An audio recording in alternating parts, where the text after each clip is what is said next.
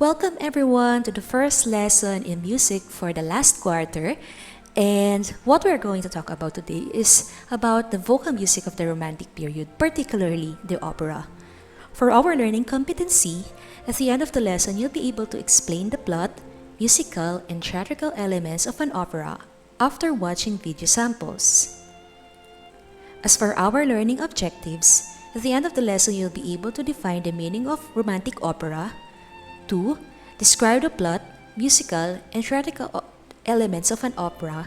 And third, recognize the plot, musical, and theatrical elements of an opera after watching video samples.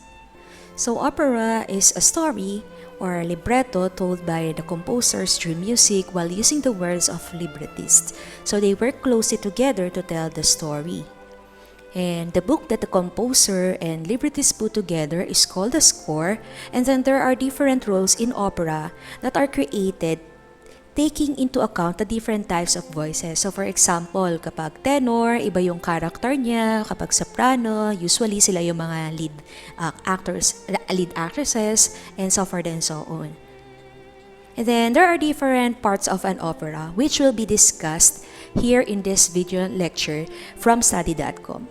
Okay, so I encourage everyone to take down notes habang nanonood tayo ng video presentation. If a song were a snack, then opera would be a full-course meal. An opera is essentially a play in which all the actors' lines are sung instead of spoken. This singing is combined with the other theatrical elements of drama, dancing, costumes, sets, staging, lighting, etc., to create the artistic spectacle we call opera. There are two main types of singing in an opera, and these are used for different purposes. Recitative is narrative talk singing with the emphasis on the words to move the storyline along.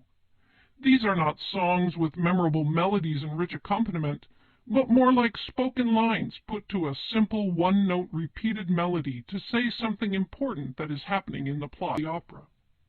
And aria, on the other hand, is a reflective song with melody and accompaniment that portrays the feeling of the characters more than plot development.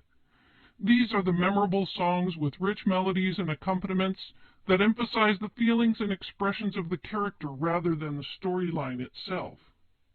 At first, these arias had no distinct form, but by the middle of the 17th century, the aria had evolved into a form known as the da capo aria, which is a three-part form where the first section is repeated at the end of a contrasting section in the middle. This is known as ABA form. It is very common to have a lot of ornamentation of the melody when it returns at the end to show off the singing ability of the performer.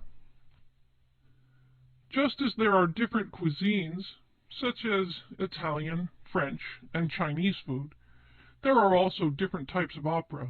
In fact, there are two basic styles of opera.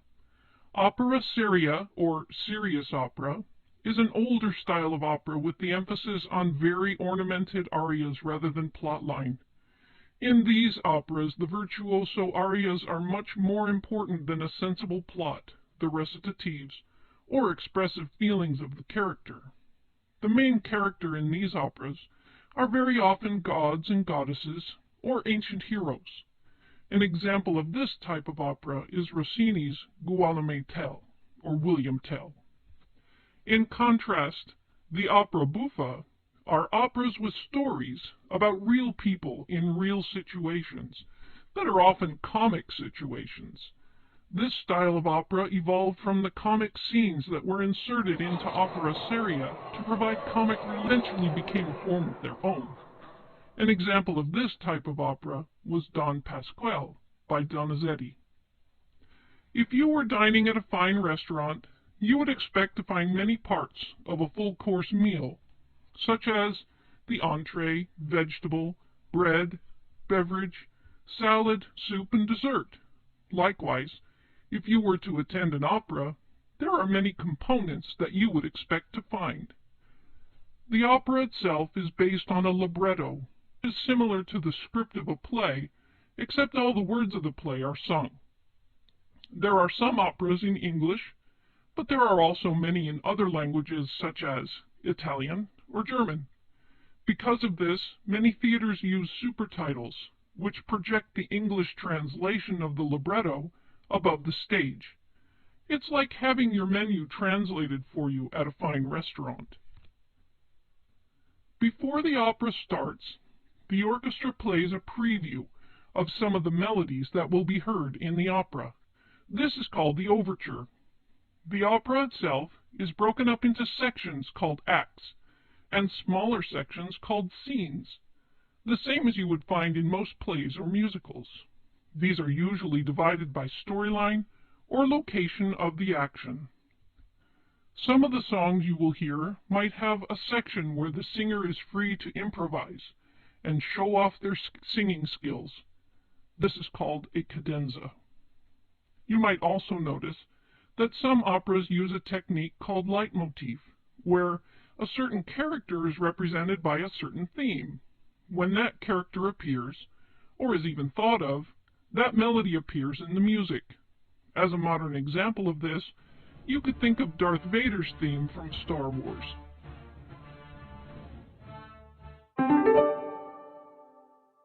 Opera has two distinct singing styles: recitative, which is narrative, and arias, which are lyrical. There are also two styles of operas themselves: the opera seria, which is a more serious opera with larger life characters, and the opera buffa, which is lighter and more comical about everyday people. In an opera you will find an overture, acts, scenes, and songs that may include cadenzas and leitmotif. If the libretto of the opera is in a foreign language, there may be supertitles that display a translation above the stage.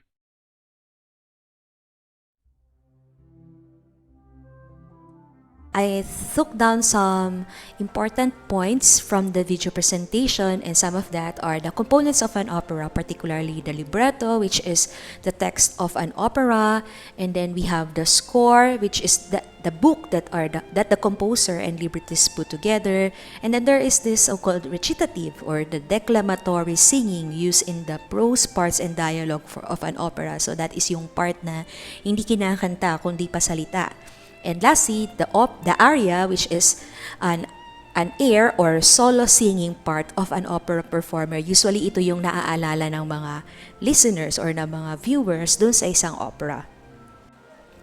Now that we are done with our discussion, let's have a short activity. So your activity for today is about video watching. So I will provide the link for the video La Amor es You See Rebel from Carmen. And what you're going to do is first watch the video, and then after that, you have to make a review about that video, a short review about that video. You just have to describe the plot or the story, the characters, particularly the singer, because this is an aria part, and then the musical performance. So just pwede kayong gumamit ng Microsoft Word to make that review na gagawin ninyo after watching the video. Siguro mga 5 to 10 sentences will be enough. Just describe the plot, the character, and the musical performance of the piece that you are going to watch in this video presentation. Now, if you have any questions regarding our activity, don't hesitate to ask me via personal message, or you can comment dito sa video na to sa YouTube. Okay? So, thank you very much for attending our class. I hope that you learned something from me. Konti na lang at matatapos na tayo sa school year na to, at alam ko na marami kayong natutunan sa ginawa natin. So, always remember to stay safe, and I hope that you have a good day. Goodbye!